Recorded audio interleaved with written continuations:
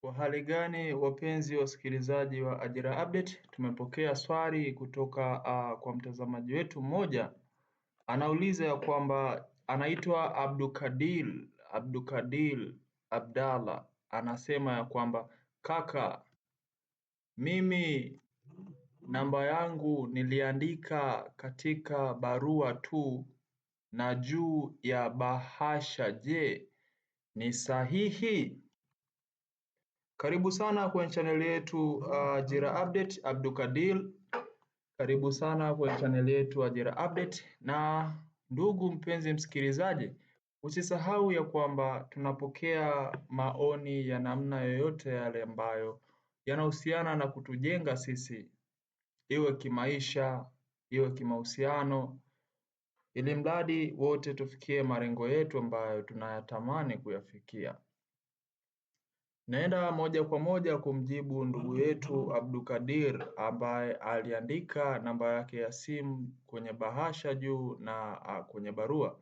Abdukadir, iko hivi: namba ya simu kama kwenye barua inasisitiza ya kwamba uandike kwenye anwani yako, kwenye ile anwani yako, kama ile sanduku la posta, sijui chini inakuwa tarehe, kabla ya tarehe pale kwa juu andika namba yako ya simu. Alafu kingine, unapomaliza kuandika barua yako, kwa chini kwenye sahihi pale unapotia saini yako pale chini yake andika namba ya simu.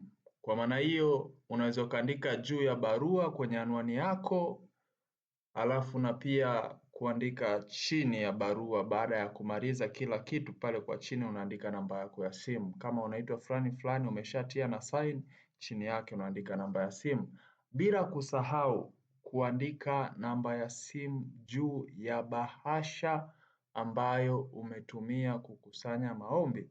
Kwa hiyo Abdukadir, uko sahihi 100%. Kama uliandika namba yako ya simu ndani ya bahasha, ndani ya barua, kwenye kipindi unaandika barua, na pia kuandika namba yako ya simu juu ya bahasha, uko sahihi 100% brother. Kwa hiyo cha kuomba tu ni kuendelea kupiga dua, kwamba piga dua Allah akuone, wakupigie simu basi, maana hamna kingine tena. Waliotuma maombi watakuwa ni wengi, lakini watakaopigiwa watakuwa wachache. Kwa maana hiyo Abdukadir, muombe Allah akusaidie upigiwe simu.